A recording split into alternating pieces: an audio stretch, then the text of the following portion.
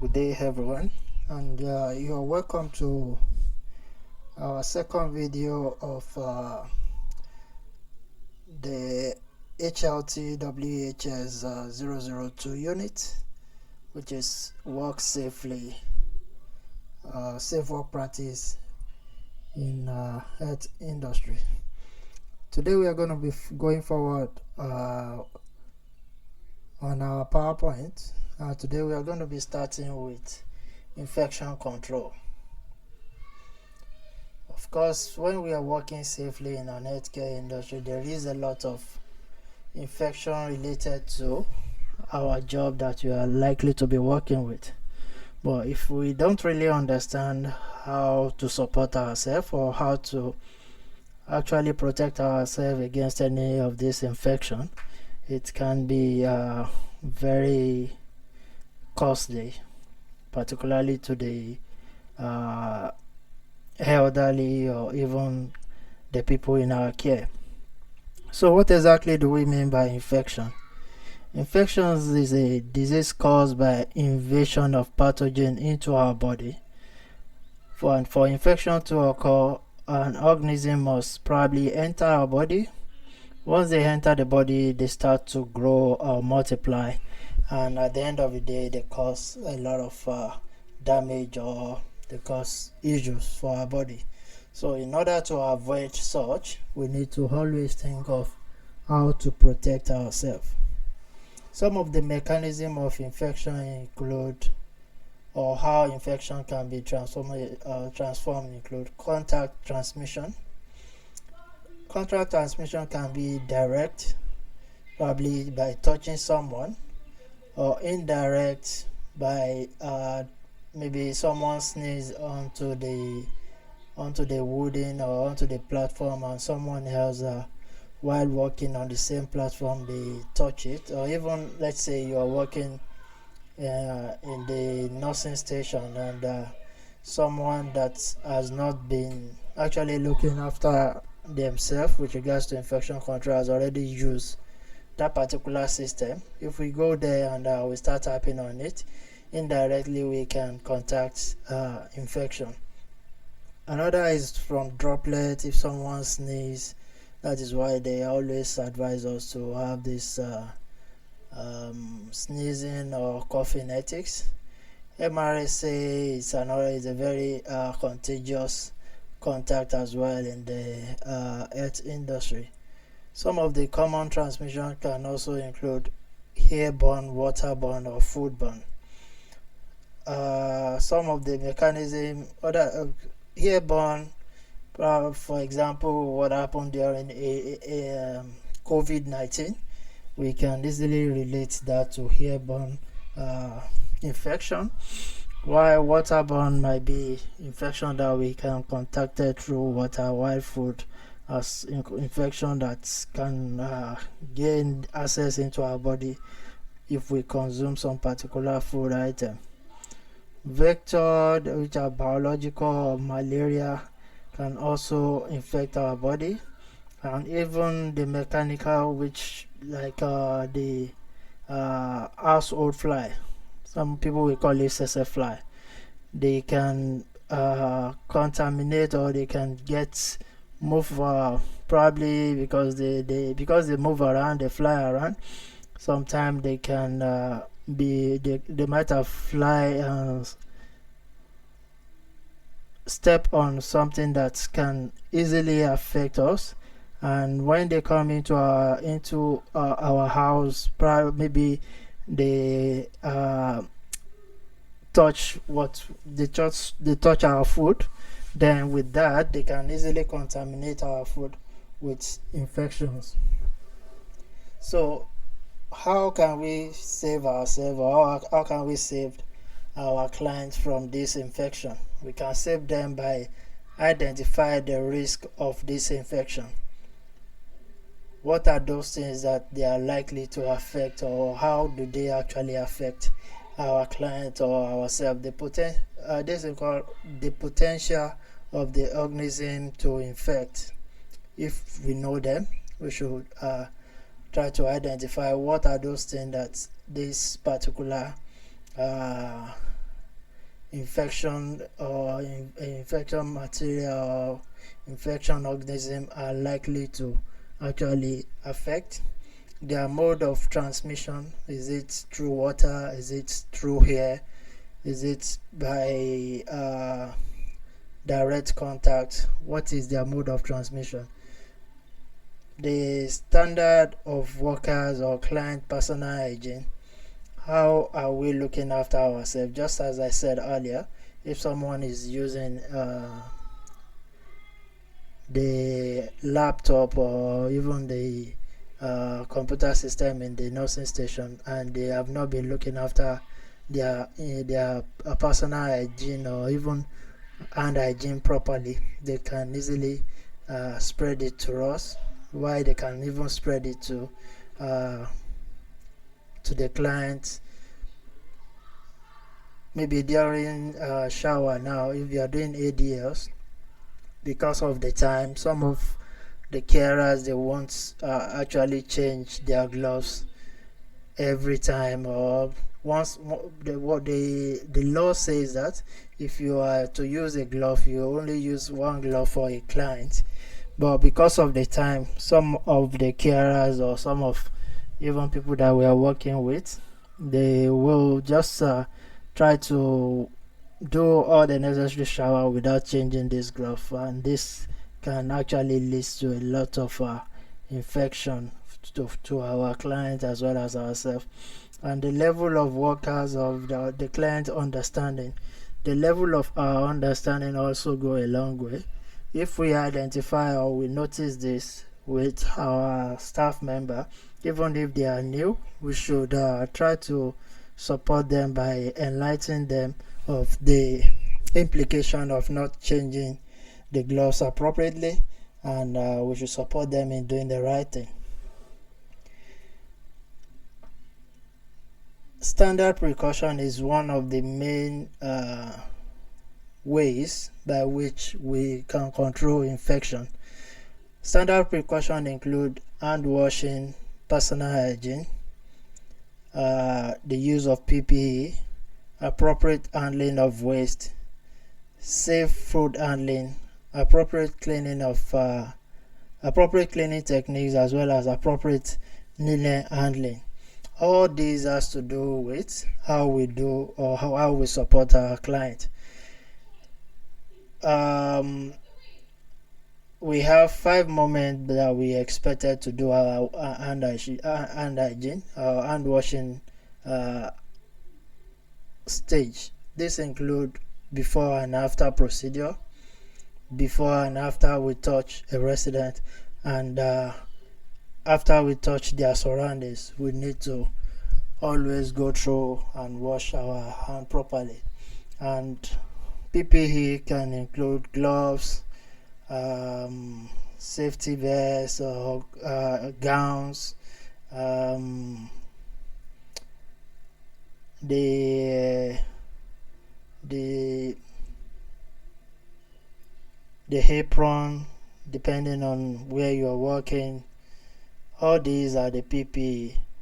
Appropriate handling of waste. If you are supporting a client and they probably open their bowel, we should know how to dispose this waste, body waste appropriately. All these are the standard precaution that we are expected to follow in the healthcare industry. Other than the standard precaution, if there is a high intensity of the standard precaution not being able to actually provide the necessary control that we are looking at, then the next thing is to provide additional precaution. Additional precaution is when you add more onto the standard precaution, when the standard precaution seems not to be sufficient. Example is when we talk about COVID positive clients. Whenever you are supporting the COVID positive client, it is our responsibility to isolate them and vaccinate that particular area. Anytime we go into the space in which they are, we are expected to use appropriate PPE, and before we actually go out of that space, we need to doff, that is, take off the PPE. Whenever we want to go in there, we put on the PPE, we call that donning, and whenever we are about to get out of the room or the space, we doff, that is doffing, we take off the PPE.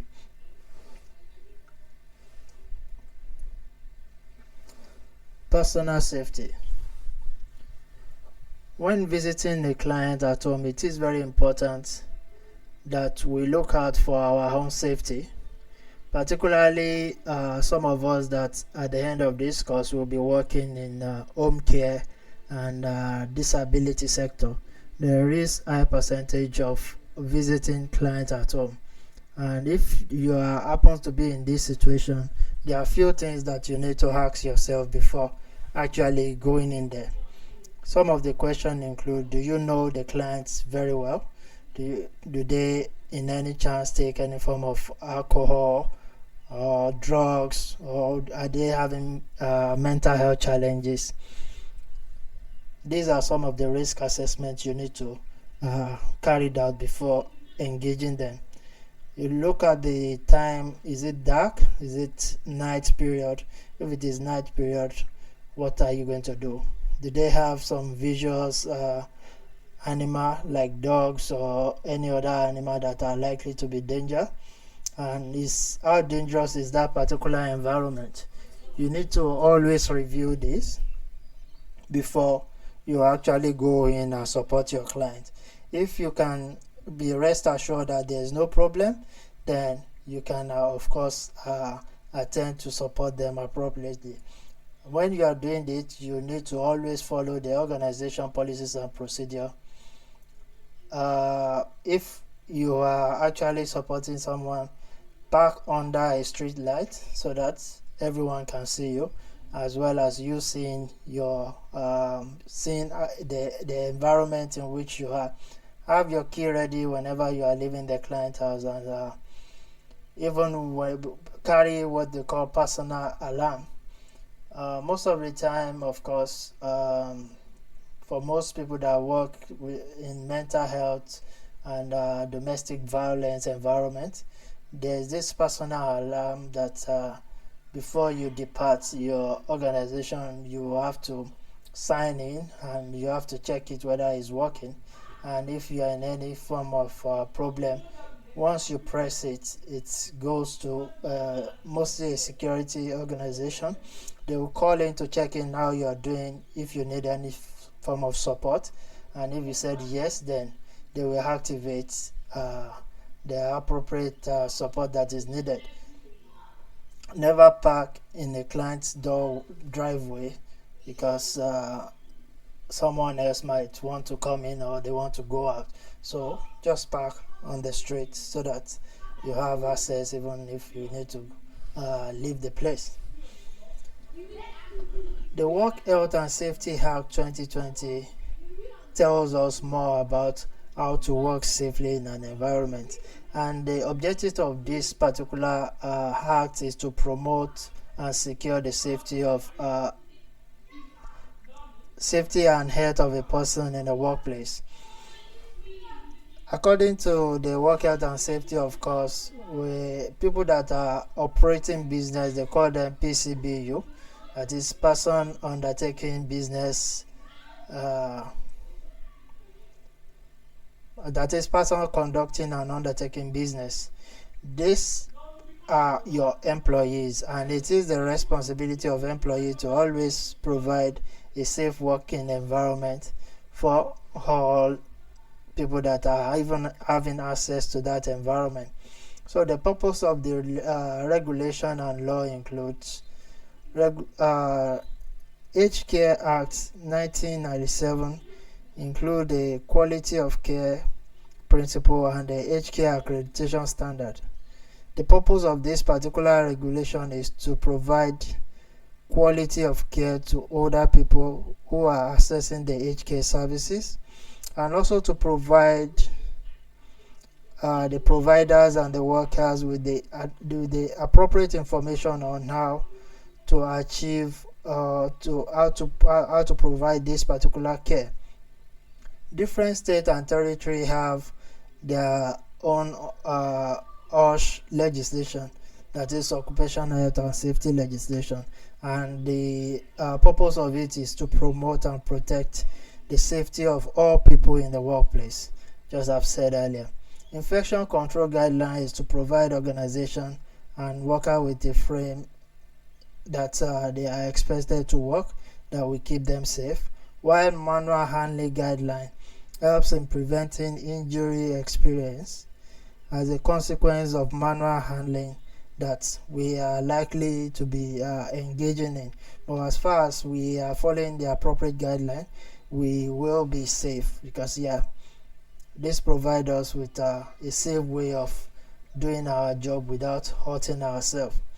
In the Work Health and Safety Act 2011, this is mostly used in the presently it's used in Victoria.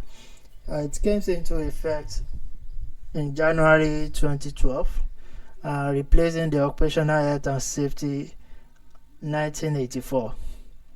However, in WA, they just changed onto Work Health and Safety 2020, and the individual state as well as territory, they have their own laws and safety that's very very similar, but a little bit of differences on how to actually keep the workplace safe.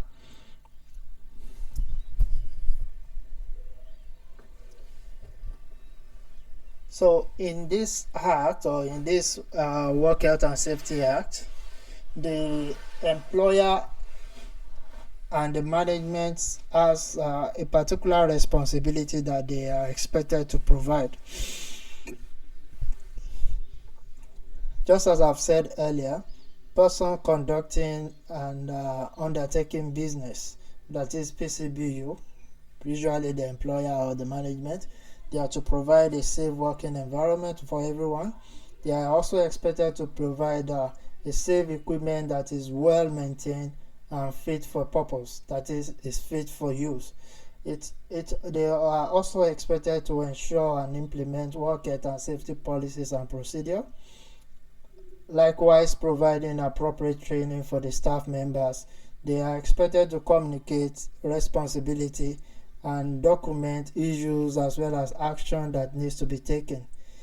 And at the end of the day, they are expected to monitor, review, and improve on the work health and safety policies that and practice that they have actually put in place. What are the client's responsibility as well? It's not only the organization that have responsibility. The client themselves, they are expected to follow the occupational health and safety policies and procedure that is laid down. If there is any hazard that they notice, they are expected to report it. They are expected to keep as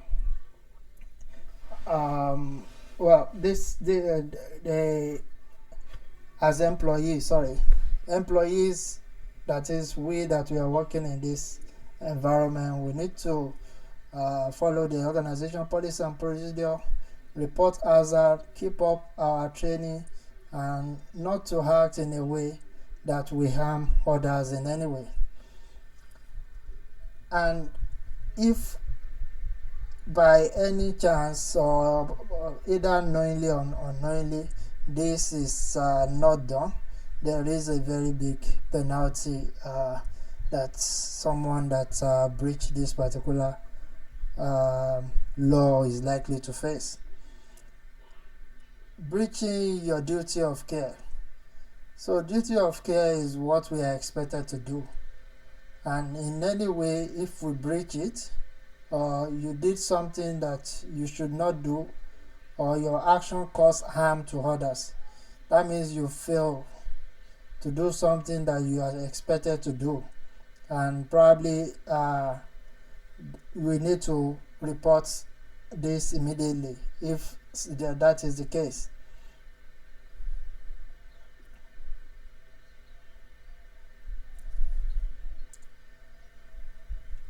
In case of emergency procedure, It is our responsibility as carers, support workers to always read and follow the organization policies and procedure.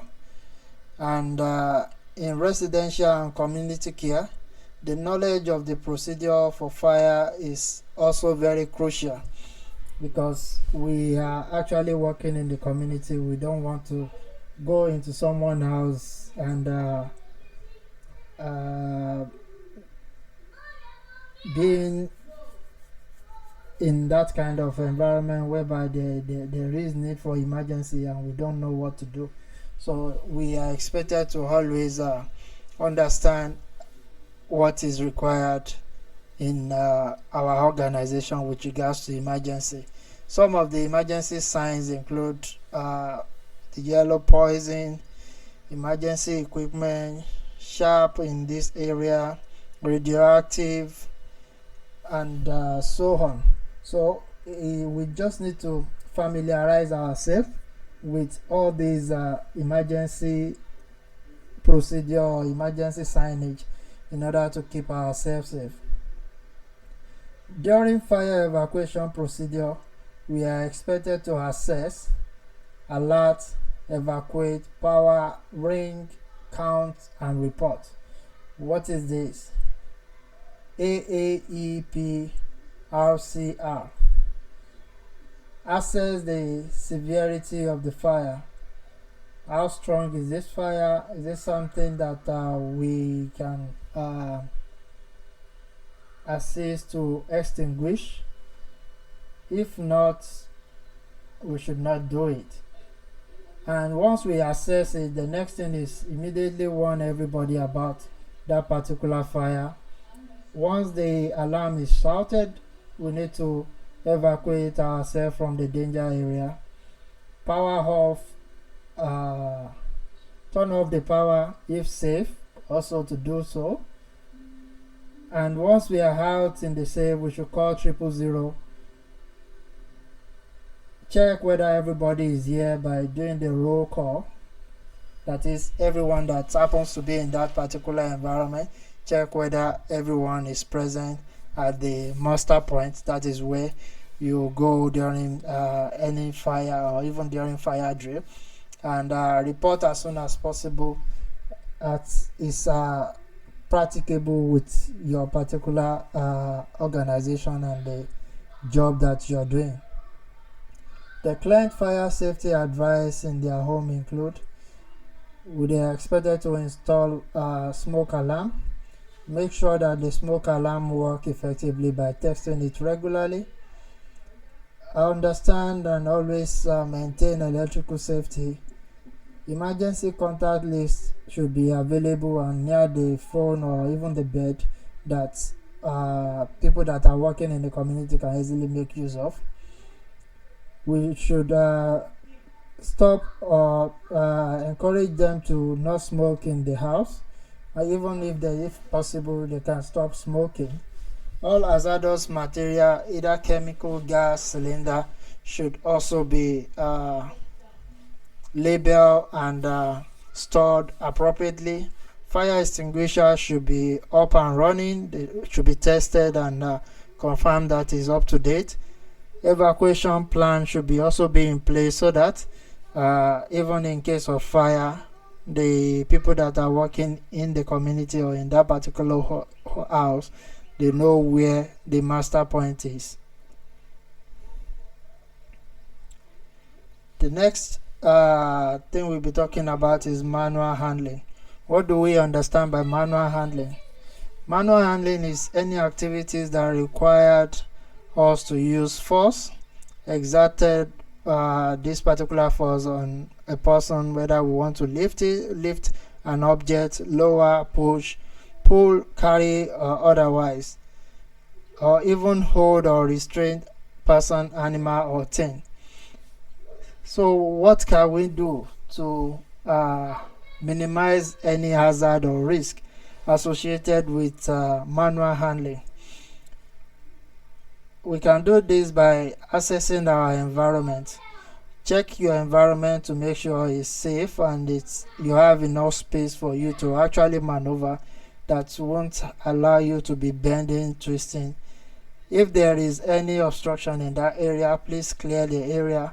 Communicate with your client appropriately to let them know what support you really needed from them, and as well as communicate appropriately with the person that you are working with, because sometimes, assuming you are working in two-person assist, you need to communicate what plans is and how you are going to go about it.